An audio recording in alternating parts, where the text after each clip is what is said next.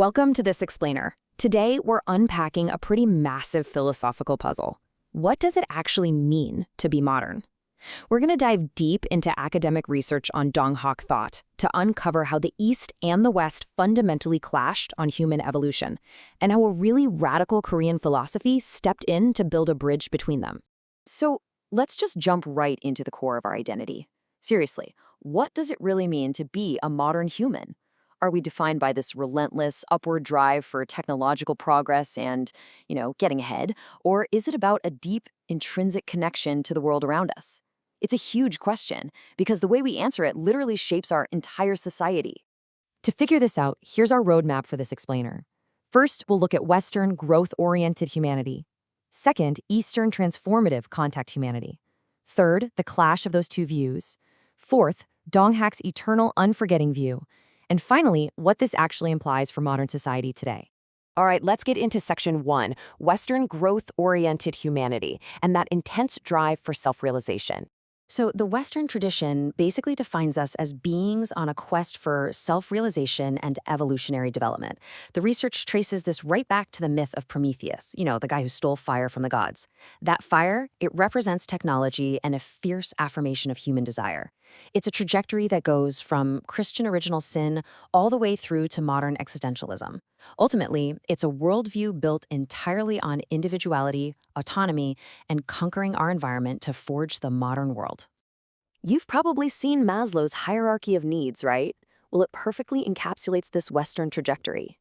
We start way down at the bottom, driven by what we lack: food, safety, belonging. But the ultimate goal? To conquer the summit, self-actualization. In the West, we are constantly building, constantly striving upward to become the ultimate versions of ourselves. Fast forward to today, and this growth mindset just rockets straight into post-humanism. Our sources point out how this framework now heavily prioritizes the fourth industrial revolution. We're literally talking about the coevolution of humans and machines, where our own personal growth and artificial intelligence become practically indistinguishable. We basically measure our evolution by how effectively we can upgrade our own specs. Okay, shifting gears to Section 2, Eastern Transformative Contact Humanity, focusing on assimilation and correlative reason. Now, traditional Eastern thought flips the script completely. Instead of an isolated individual climbing a ladder, think of humanity as a single thread woven into a massive tapestry. It emphasizes a transformative contact view. This relies on something called correlative reason, which is this understanding that we don't conquer the cosmos, we assimilate with it. We're part of a harmonious whole, constantly transforming through our contact with nature and heaven.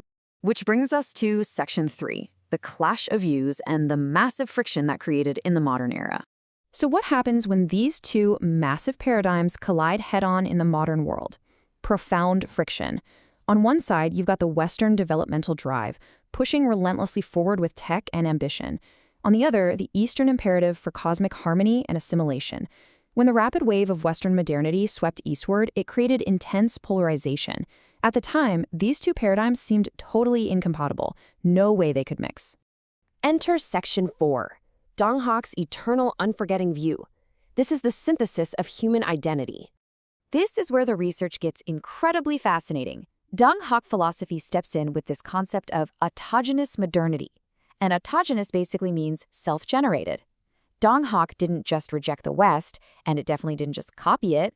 It created something completely indigenous, a liminal space, or a transitional threshold where the relationship between heaven, earth, and humanity could be totally reconstructed from the inside out.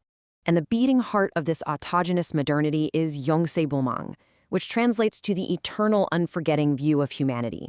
This is Donghak's absolute masterstroke. It brilliantly resolves that clash we just talked about.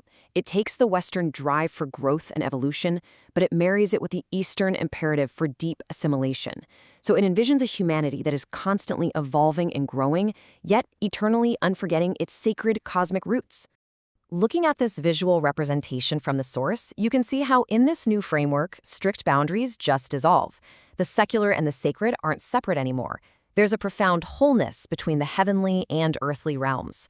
So human evolution isn't framed as an escape from nature through technology, but as a much deeper, profound integration with it. But hey, this wasn't just abstract theory debated in a dusty room. It sparked real, on-the-ground social innovation. It led to Sikchianju, which is the practice of serving the divine within oneself, and Inaichan, the radical belief that humanity essentially is heaven. This birthed a totally new image of humanity grounded in fierce equality. It completely reconstructed gender and class relations, shifting the entire focus to building a strong community and finding heaven right here on Earth. Finally, let's wrap up with Section 5, Implications for Modern Society and Bridging the Divide. This isn't just a history lesson. It's a vital lens for us right now. We live in a society that feels deeply polarized between hyper-individualistic tech growth and a desperate yearning for holistic meaning. Donghak's framework of a self-generated autogenous modernity gives us a crucial tool to evaluate the path we're currently on, to see its limitations, and to figure out where it might be falling short. So I want to leave you with this to chew on. As we accelerate into this hyper-technological, post-human future, how do we balance our relentless drive for growth with a profound, eternal sense of connection? Perhaps the answer lies in Young Sibyl Mong, our own eternal unforgetting, so we can find a balanced, self-generated modernity in a rapidly changing world. Thank you so much for joining me for this explainer, and I really hope this gives you a completely new perspective on what it actually means to be modern today.